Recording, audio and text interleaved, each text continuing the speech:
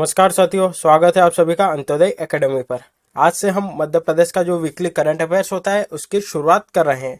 आज के इस वीडियो में 18 से 25 अक्टूबर तक का जितना भी महत्वपूर्ण करंट अफेयर्स बनता है उसको हम डिस्कस करेंगे। तो वीडियो को अधिक से अधिक लोगों तक शेयर करिएगा, वीडियो को लाइक करिएगा और साथ ही अगर चैनल को अभी तक सब्सक्राइब नहीं किया हो तो चैनल को सब्सक्राइब भी कर लीजिएगा। वीडियो शुरू करने से पहले आपके लिए हमारे पास कुछ योजनाएं हैं जिसमें कि जो डेली मेंस प्रैक्टिस की जो हमारी सीरीज चल रही है उसका जो 40 टेस्ट है उसकी सीरीज आपको प्रोवाइड कराई जा रही है। साथ ही इसके पहले डेली मेंस प्रैक्टिस की जो 1.0 हमारी सीरीज हुई थी उसकी पीडीएफ उपलब्ध है। अगर आप परचेस करना चाहते हैं तो 149 में जो है आपको मिल जाएगी और परचेस करने के लिए आप डिस्क्रिप्शन में जो दिए गए नंबर है उस पर आप कॉन्टेक्ट कर सकते हैं। साथ ही डेली मेंस प्रैक्टिस सीरीज की जो 2.0 थी उसकी जो पीडीएफ है वह भी जल्द आपको मिल जाएगी। साथ ही कुछ और योजनाएं जो आपके लिए चलाई जा रही है तो यह भी आप जो है हमारे कांटेक्ट करके परचेस कर सकते हैं, जिसमें कि मेंस 19 की जो टेस्ट सीरीज है वह भी है। मेंस 19 35 टेस्ट प्लस मॉडल जो टेस्ट है उनकी भी सीरीज आपको दी जा रही है। साथ ही हिस्ट्री के 1000 जो 3 मार्कर क्वेश्चन होते हैं वह भी आपको प्रोवाइड कराए जा रहे हैं।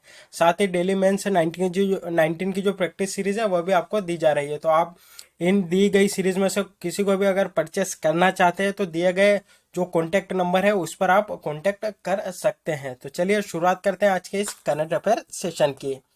आज के इस सेशन में हम 18 से 25 अक्टूबर तक का जो महत्वपूर्ण करंट अफेयर्स है उसको देखेंगे। साथ ही जो स्टैटिक जीके है वह भी कवर किया जाएगा। तो वीडियो को लास्ट तक जरूर देखिएगा क्योंकि यह सेशन आपके लिए बहुत ही शानदार होने वाला है। तो चलिए शुरुआत करते हैं आज के इस करंट अफेयर सेशन की और देखते हैं हमारा पहला क्वेश्चन। हमारा पहला क्वेश्चन है, मध्य प्रदेश की किस नगर निगम की टीम मसूरी स्थित आईएएस ट्रेनिंग एकेडमी जिसका नाम है Lal Bahadur Shastri national academy of administration में प्रशिक्षण देगी? 4 ऑप्शन है आपके सामने, इंदौर, भोपाल, उज्जैन या जबलपुर। तो इसका जो सही जवाब बनता है वो बनता है इंदौर। इंदौर नगर निगम की टीम मसूरी स्थित आईएएस ट्रेनिंग एकेडमी में प्रशिक्षण देगी। इससे जुड़ी कुछ जानकारी, इंदौर नगर निगम की टीम को मसूरी स्थित आईएएस ट्रेनिंग एकेडमी जिसका नाम है Lal Bahadur Shastri national academy of administration से न्योता मिला है। जो इंदौर की टीम है 19 अक्टूबर से 6 नवंबर तक मसूरी में रहकर प्रशिक्षु आईएएस को बताएंगे कि कचरे को आर्ट के जरिए फिर से इस्तेमाल लायक बनाया जा सकता है। तो आप सभी जानते हैं कि इंदौर जो है लगातार चौथी बार स्वच्छता के मामले में नंबर 1 पर आया है। तो उसी को मद्देनजर रखते हुए और उनके द्वारा जो कचरा निकलता है उसका फिर से या उसका जो रीयूज है किस प्रकार किया जाए तो उसकी जो कला है या वो जो आर्ट है वह सिखाने के लिए इंदौर नगर निगम की टीम 19 अक्टूबर से 6 नवंबर तक मसूरी स्थित आईएएस ट्रेनिंग एकेडमी में जो आईएएस जो कि प्रशिक्षण ले रहे हैं उनको ट्रेनिंग देगी। तो यह कुछ इससे जुड़ी जानकारी थी। साथ ही स्टैटिक जानकारी देख लेते हैं। तो भारत की पहली महिला आईएएस कौन थी? तो जिनका नाम है अन्ना रजम मल्होत्रा भारत की पहली महिला आईएएस थी। साथ ही मध्य प्रदेश की पहली महिला आईएएस की बात करें तो उनका नाम था सरला ग्रेवाल। सरला ग्रेवाल मध्य प्रदेश की पहली महिला आईएएस थी। तो यह कुछ इससे जुड़ी जानकारी थी जो कि आप याद रख सकते हैं। देखते हैं हमारा नेक्स्ट क्वेश्चन। नेक्स्ट क्वेश्चन है हमारा, भारतीय निर्वाचन आयोग ने एमके दास को किस राज्य का विशेष पुलिस प्रेक्षक नियुक्त किया है? तो जो चुनाव है उनको ध्यान में रखते हुए इस प्रकार का जो कदम है भारतीय निर्वाचन आयोग के द्वारा उठाया गया है। तो इसका जो सही जवाब बनता है वह बनता है मध्य प्रदेश। मध्य प्रदेश का जो विशेष पुलिस प्रेक्षक नियुक्त किया गया भारतीय निर्वाचन आयोग के द्वारा वह एमके दास को किया गया है। इससे जुड़ी कुछ जानकारी डिटेल में देख लेते हैं। तो भारतीय निर्वाचन आयोग ने सेवानिवृत्त आईपीएस अधिकारी यानी कि रिटायर्ड आईपीएस अधिकारी जिनका नाम है मृणाल कांति दास को विशेष पुलिस पर्यवेक्षक नियुक्त किया गया है। तो कहाँ का किया है? तो मध्य प्रदेश का विशेष पुलिस पर्यवेक्षक जो है नियुक्त किया गया है। उन्होंने मध्य प्रदेश की विधानसभा के आगामी उपचुनाव के लिए नियुक्त किया गया है। उन्होंने इससे पहले त्रिपुरा और मिजोरम में 2019 के जो लोकसभा चुनाव हुए थे और 2019 के झारखंड के जो विधानसभा चुनाव हुए थे उसके दौरान भी इसी क्षमता में उनको नियुक्त किया गया था। तो इस पद पर जो है उन्हें पहले भी नियुक्त किया जा चुका है। 2019 में जो लोकसभा के चुनाव हुए थे उसमें त्रिपुरा और मिजोरम में उनको नियुक्त किया गया था। साथ ही 2019 में जो झारखंड विधानसभा के चुनाव हुए थे उनमें भी उनको नियुक्त किया गया था। साथ ही यहाँ पर चुनावों की बात आई है तो मध्य प्रदेश विधानसभा से जुड़ी कुछ जानकारी देख लेते हैं। तो मध्य प्रदेश की जो विधानसभा है उसमें कुल सीटों की संख्या 230 है। एसटी के लिए 45 सीटें आरक्षित है, एससी के लिए 37 सीटें आरक्षित है। उपचुनाव जो होने जा रहे हैं 28 सीटों पर जो है उपचुनाव होगा, और ये जो चुनाव है 3 नवंबर को होगा, और 10 नवंबर को जो वोट दिए जाएंगे उनकी गिनती होगी। साथ ही वर्तमान में जो स्पीकर है उनका नाम है रामेश्वर शर्मा, यह प्रोटेम स्पीकर या अस्थायी अध्यक्ष है। और नेता प्रतिपक्ष है उनका नाम है कमलनाथ। साथ ही लोकसभा की जो सीटें हैं मध्य प्रदेश में उनकी संख्या 29 है, राज्यसभा सीटों की संख्या 11 है। यहाँ पर एक बात और आप याद रख सकते हैं कि नेता प्रतिपक्ष बनने के लिए क्या क्या योग्यताएं होनी चाहिए। तो जो नेता प्रतिपक्ष है वो बनने के लिए किसी भी विपक्षी दल को जो सदन है या विधानसभा है उसकी कुल सीटों का 10% वोट उनके पास होना चाहिए, या 10% जो सीटें हैं उनके पास होनी चाहिए। तो जैसे कि उदाहरण के लिए जो मध्य प्रदेश में उसमें विधानसभा की सीटें 230 है, 230 सीटों का जो 10% बनता है वह 23 बनता है। तो अगर यहाँ पर कोई विपक्षी की पार्टी है जिसे अपना नेता नियुक्त करना है तो उसके पास कम से कम 30 सीटें होना आवश्यक है। तो यह कुछ एडिशनल जानकारी जो आप याद रख सकते हैं। देखते हैं हमारा अगला क्वेश्चन।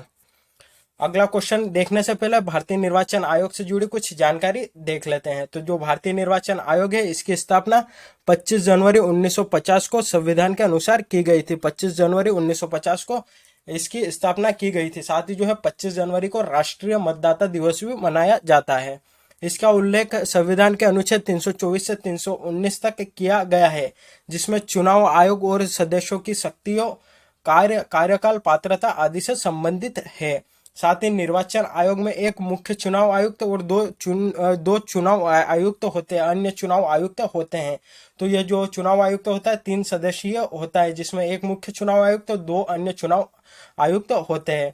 इनका कार्यकाल यानी कि मुख्य चुनाव आयुक्त और 2 अन्य चुनाव आयुक्तों का जो कार्यकाल होता है 6 वर्ष या 65 वर्ष की आयु, दोनों में से जो भी पहले हो तक होता है। यानी कि उदाहरण के लिए मान लीजिए कि अगर कोई मुख्य चुनाव आयुक्त 58 वर्ष की उम्र में बनता है तो इसमें जो 6 जोड़ दिए जाएंगे तो 64 वर्ष तक इसकी जो उम्र होगी वहां तक ही यह इस पद पर रहेगा। लेकिन अगर कोई 61 वर्ष की उम्र में बनता है तो वह 65 वर्ष में यानी कि 4 साल में ही रिटायर हो जाएगा। वह अपने जो पूरे 6 साल है वह पूरे नहीं कर पाएगा। तो ये यहाँ पर कुछ इससे जुड़ी जानकारी थी। साथ ही जो भारत का निर्वाचन आयोग है वह लोकसभा, राज्यसभा, राज्य विधानसभा और राष्ट्रपति और उपराष्ट्रपति के चुनाव संपन्न कराता है। तो इस प्रकार के जो चुनाव होते हैं वह भारतीय निर्वाचन आयोग के द्वारा संपन्न कराए जाते हैं। साथ ही बात आई कि जो राज्य चुनाव आयोग है तो उसका क्या कार्य रहता होगा। तो उसका जो कार्य होता है वह ग्राम पंचायत, नगर पालिका, नगर निगम के जो चुनाव होते हैं वह राज्य चुनाव आयोग के द्वारा कराए जाते हैं। साथ ही जो वर्तमान में मुख्य चुनाव आयुक्त है भारत के उनका नाम है सुनील अरोड़ा। अन्य जो चुनाव आयुक्त है उनमें एक है राजीव कुमार है और दूसरे है सुशील चंद्रा। साथ ही जो मध्य प्रदेश का राज्य निर्वाचन आयोग है उसके अध्यक्ष का नाम क्या है। तो उनके अध्यक्ष का नाम है बसंत प्रताप सिंह। बसंत प्रताप सिंह जो कि मध्य प्रदेश के मुख्य चुनाव आयुक्त है। तो यह कुछ जानकारी भारतीय निर्वाचन आयोग से संबंधित थी जिसे आप याद रख सकते हैं। देखते हैं हमारा अगला क्वेश्चन।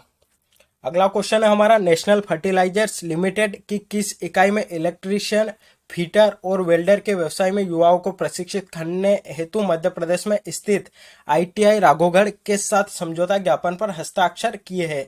तो नेशनल फर्टिलाइजर्स लिमिटेड की किस इकाई द्वारा आईटीआई राघोगढ़ के साथ समझौता किया गया है और यह समझौता क्यों किया गया। तो इलेक्ट्रीशियन, फिटर और वेल्डर के व्यवसाय में युवाओं को प्रशिक्षित करने हेतु। तो इसका जो सही जवाब बनता है वह बनता है एनएफएल की जो विजयपुर इकाई है उसके द्वारा आईटीआई राघोगढ़ के साथ जो है समझौता किया गया है।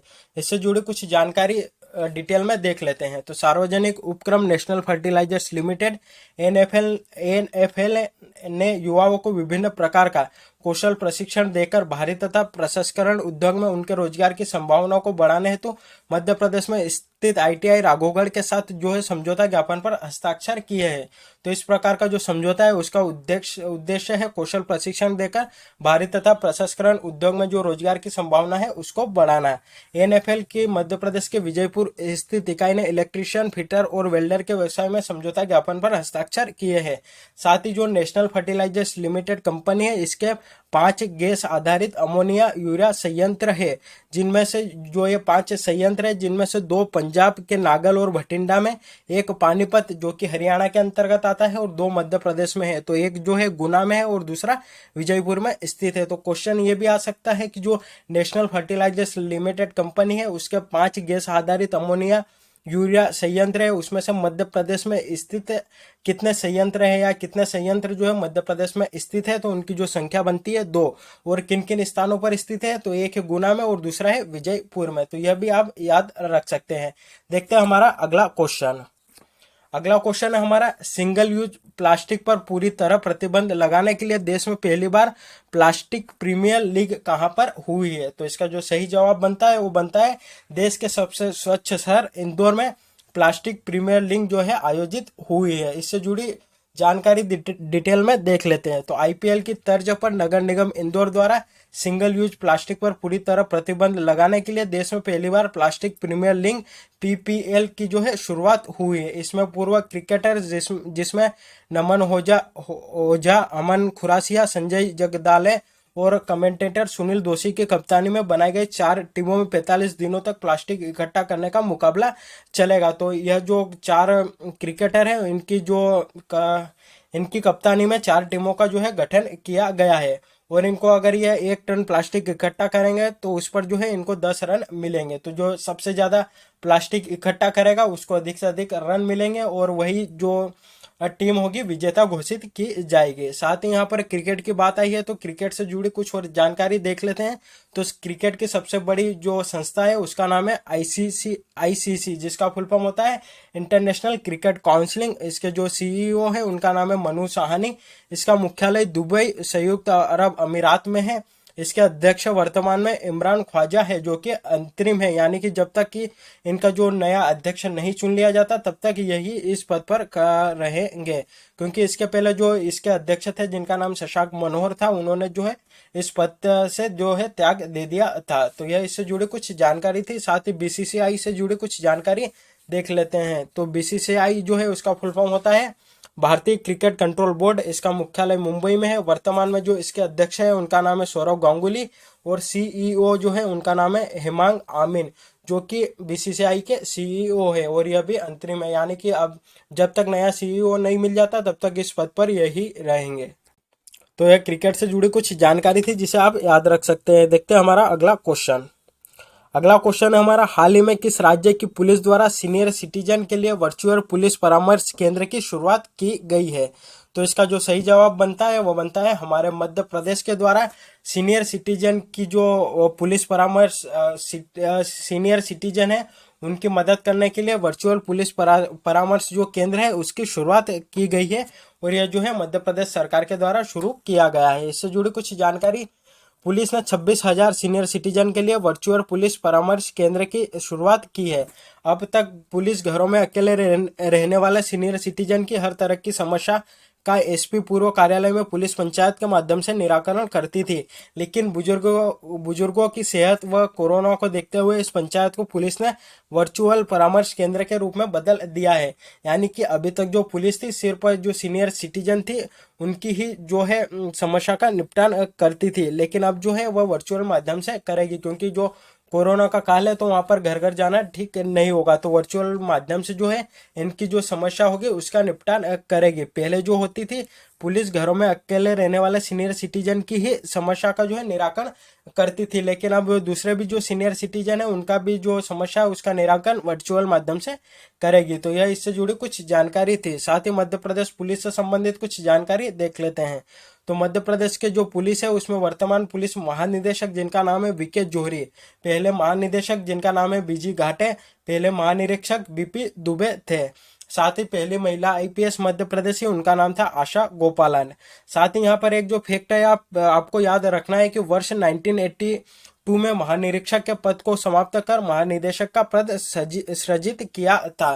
तो जो पहले पद होता था उसको आईजी के नाम से जाना जाता था, या आईजी जो पद होता था मध्य प्रदेश का सबसे बड़ा पुलिस पद होता था, लेकिन 1982 में इस पद को समाप्त कर डीजीपी का जो पद है उसको सृजित किया था। तो अब जो मध्य प्रदेश का सबसे बड़ा पुलिस पद होता है वह डीजीपी का ही होता है। तो यह इससे जुड़ी कुछ जानकारी थी जो आप याद रख सकते हैं। देखते हैं हमारा अगला क्वेश्चन।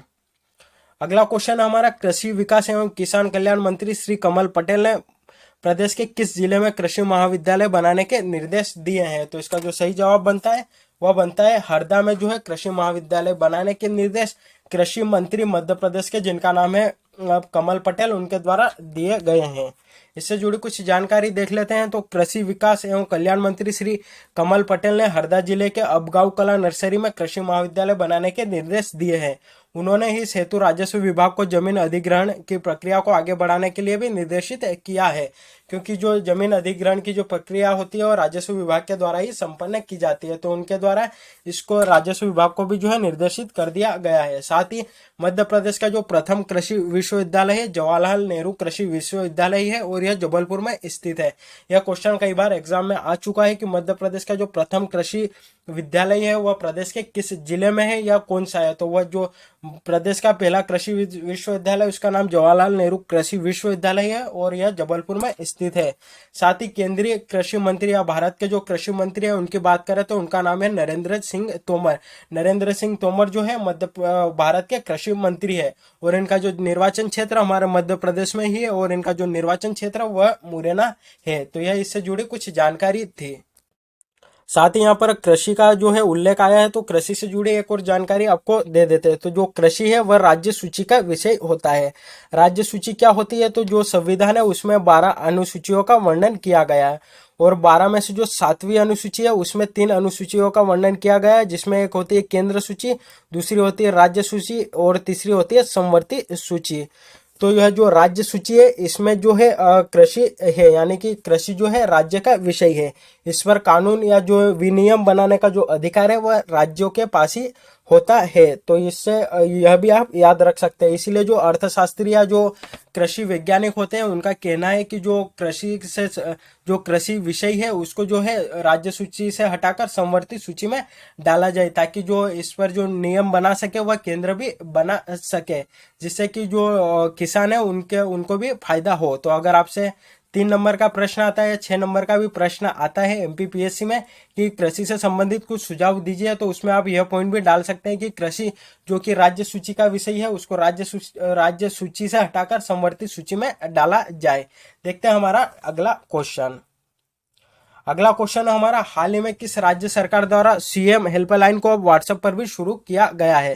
तो इसका जो सही जवाब बनता है वो बनता है मध्य प्रदेश से। मध्य प्रदेश सरकार द्वारा जो सीएम हेल्पलाइन थी जो कि 181 होती थी उसको व्हाट्सएप पर भी शुरू किया है। और यहाँ पर आप देख सकते हैं ये जो व्हाट्सएप नंबर है इस पर जो है आप अब शिकायत कर सकते हैं व्हाट्सएप के माध्यम से भी। इससे जुड़ी कुछ डिटेल जानकारी देख लेते हैं।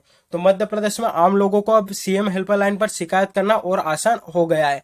सीएम हेल्पलाइन की सुविधा अब व्हाट्सएप पर भी हो गई है। अब कोई भी व्यक्ति कहीं से भी सीएम हेल्पलाइन पर बिना कॉल किए शिकायत कर सकता है।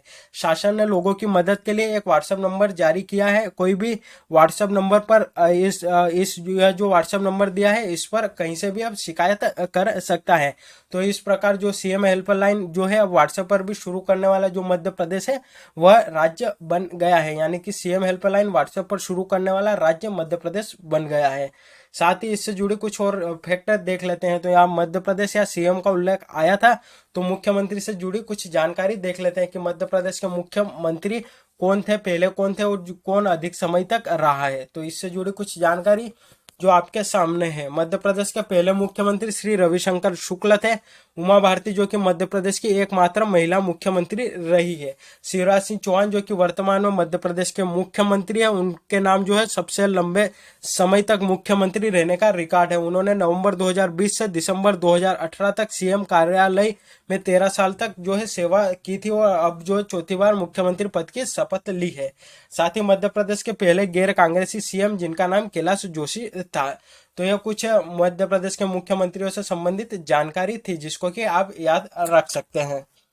तो साथियों जो आज का वीडियो है यहीं पर समाप्त होता है। आशा करते हैं कि आपको बहुत अच्छा लगा होगा और अच्छा लगा हो तो वीडियो को लाइक करिएगा और अधिक से अधिक लोगों तक शेयर करिएगा। साथ ही हमें कमेंट करके जरूर बताना कि यह जो वीडियो है आपको कैसा लगा। तो साथियों आज के लिए बस इतना ही, धन्यवाद।